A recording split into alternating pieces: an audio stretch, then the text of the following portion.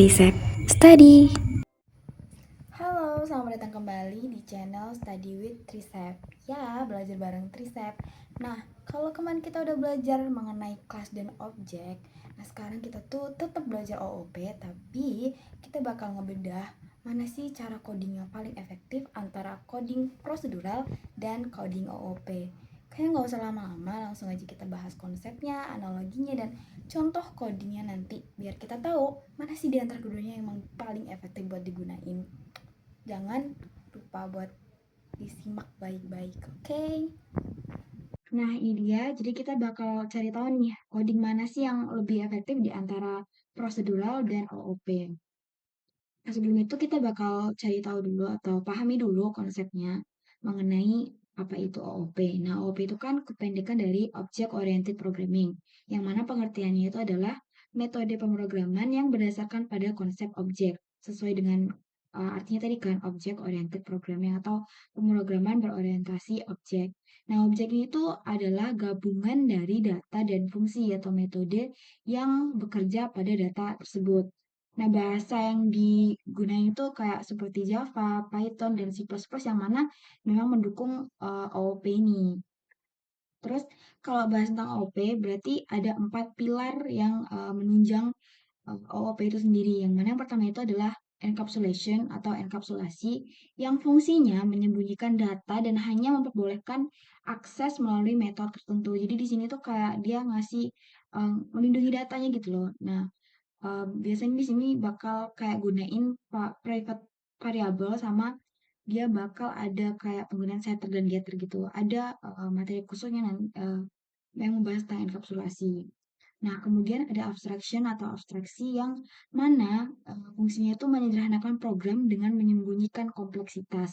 Terus ada inheritance atau pewarisan. Jelas, ini berarti artinya tuh eh, kelas, suatu kelas itu mewarisi properti atau metode dari kelas lainnya gitu kan. Jadi dinamain pewarisan karena mewarisi dari properti atau metode dari suatu kelas lain. Ini bisa biar nggak menulis dua kali kan, karena kan sama gitu properti sama metodenya, tinggal ngambil aja gitu kan. Terus polimorfisme atau polimorfisme, yang mana objek bisa memiliki banyak bentuk, misalnya metode yang sama bisa berperilaku berbeda. Jadi kan kemarin kita udah paham ini, udah belajar mengenai kelas dan objek, yang mana kelas itu adalah blueprintnya, template-nya, rancangannya, desainnya, sedangkan objek itu adalah benda nyatanya. Sedangkan kemarin kita dapat kesimpulan bahwa satu kelas itu, satu rancangan itu bisa menghasilkan beberapa objek gitu kan. Nah, ini artinya kalau polimorfisme ini kan objek itu punya banyak bentuknya. Terus metodenya sama di sini polimorfisme, tapi perilakunya yang membedakannya. Jadi di polimorfisme ini metodenya sama, objeknya bentuknya beda nih. Dia punya sama-sama metodenya sama. Objek A, objek B, objek C bentuknya sama, bentuknya sama, banyak bentuknya berbeda.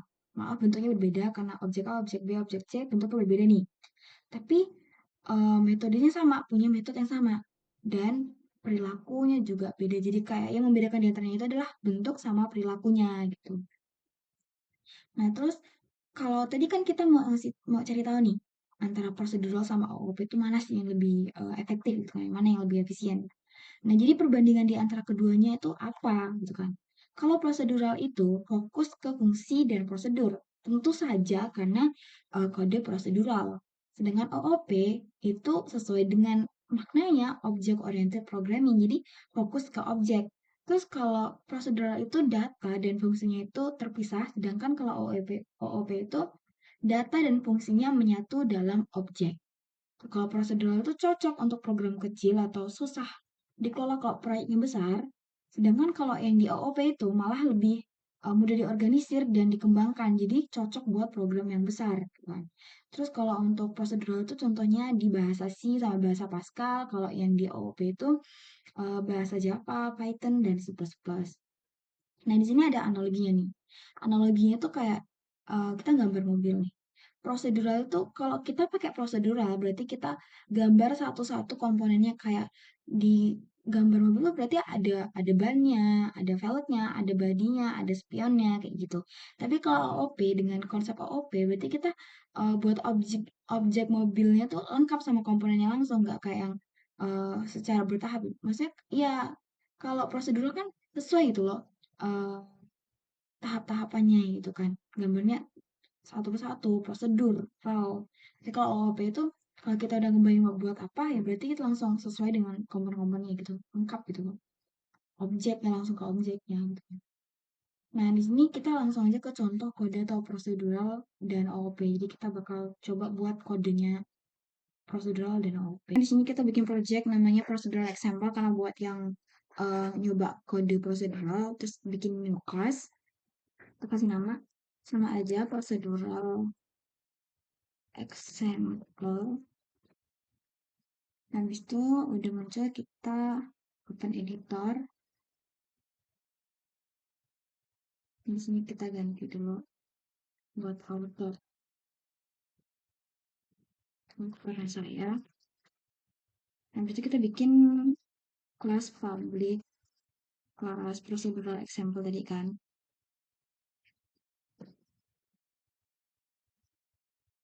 Habis itu kita kasih kita iya kak bikin main methodnya buat nanti eksekusi program public static void main main tadi penulisan besar kecilnya.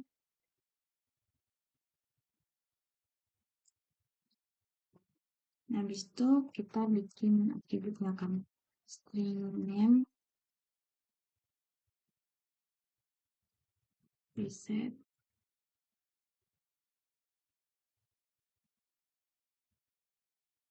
habis itu in age umurnya. Habis itu kita bikin buat nanti biar bisa ngambil data si ini nama sama age-nya. Jadi print person kayak manggil fungsinya gitu loh. Print person name.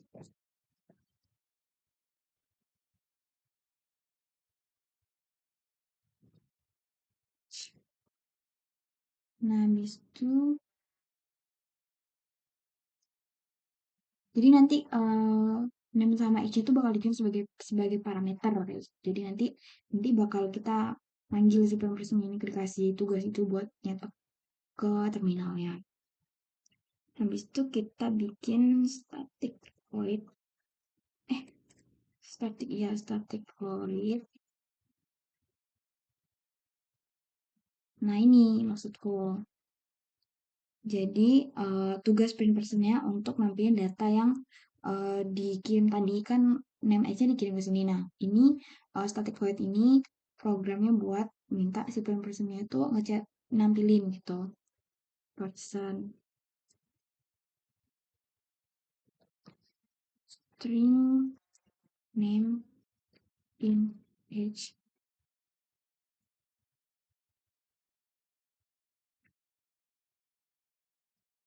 Terus kita system out print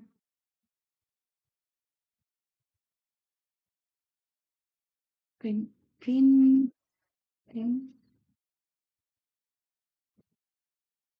name itu nanti ya name kan kita minta name titik dua jadi dia ambil dari name terus name. Nah, habis itu system out in age titik dua ambil dari age plus age kan itu coba kita compile. Oke, nggak ada yang error terus kita coba Hmm,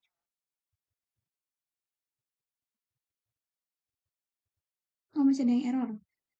Static void print person. Kita lihat name. Hmm,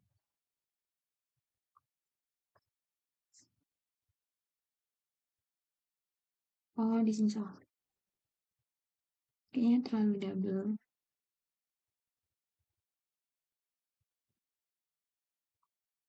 Ini berarti kecil lah.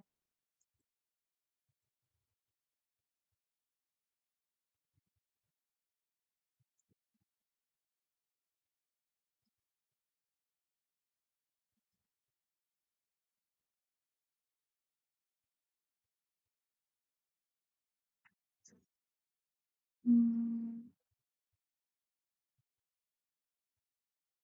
static void print person string name.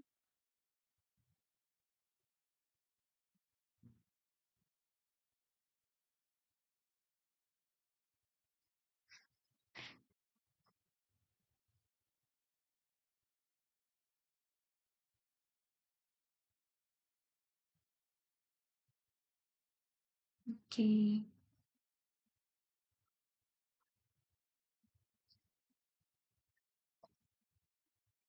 ini bisa lihat di sini. Terus di sini juga kayak hmm, kalau tuh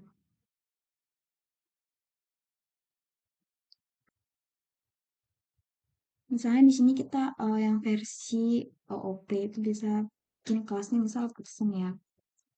Nah, kita kan editor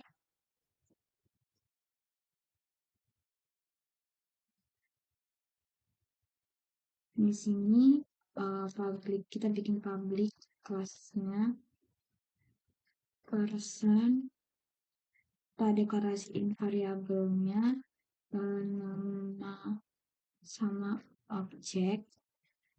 Habis itu kita bikin public public person, bikin konstruktor.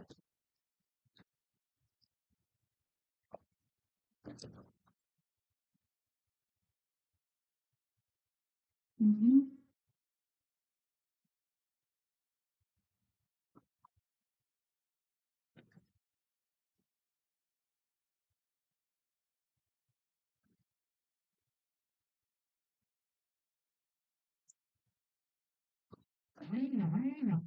Name this edge.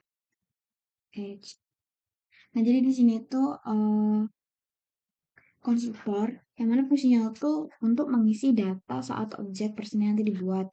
Nah, eh, kata kunci this ini kan pakai this name, this age itu tuh digunain untuk bedain antara mana nama yang atribut, mana nama yang parameter. Jadi ini akses yang ke atribut gitu.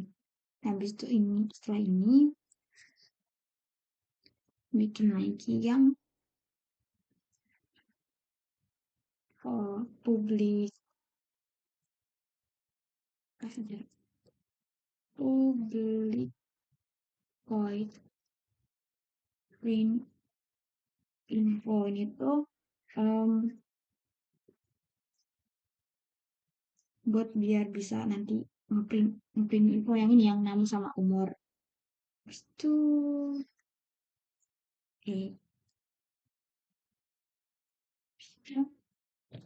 sistem out print double terus ngeprint hmm kayak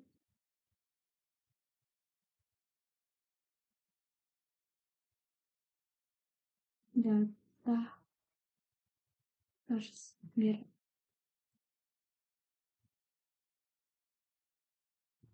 sun. Habis itu sistem out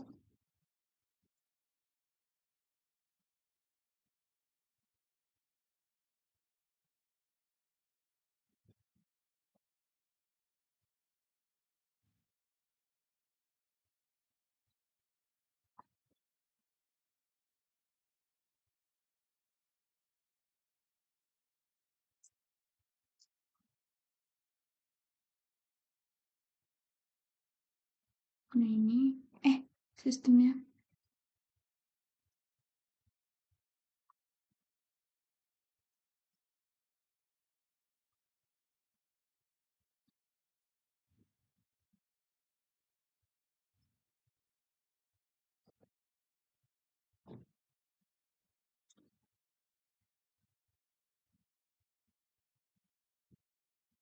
Eits.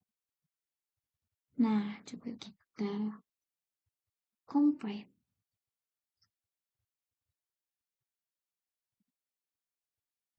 Oh, kurang T. Sign in. Oke, nah kita coba. New person namanya Trizek. Umurnya 20. Nah, di sini muncul kan. Nah, muncul. Nah, terus kembali lagi kita ke kesimpulannya.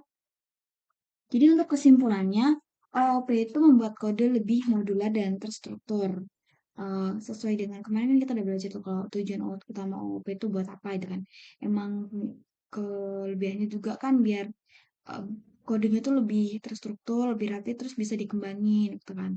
Terus di sini juga lebih cocok untuk proyek skala besar. Ini tuh sesuai dengan pernyataan kalau misal tadi itu kan lebih gampang dikembangin kayak di misalnya ada perbaikan-perbaikan kayak gitu. Nah, ini berhubung itu dengan yang ketiga yaitu dibanding prosedural, OOP itu lebih fleksibel dan maintainable. Nah, eh, tadi kan udah tuh saya kasih tunjukin juga konsepnya, terus analoginya, terus perbedaannya di bentuk codingannya kayak gimana, terus kesimpulannya juga. Kayaknya cukup dan kalau misal ada yang kurang paham, kalian bisa coba cari-cari lagi sumber-sumber lain karena aku yakin pasti banyak banget yang belum ke-explore gitu kan dan eh, saya yakin apa yang udah saya jelasin tuh masih kurang, masih banyak yang kurang tepat juga. Jadi jangan berpacu dengan sedikit video atau satu video, kalian harus tetap cari banyak dari sumber dan jangan pernah berhenti buat belajar. Like video ini dan kalau perlu di subscribe juga ya. Bye bye.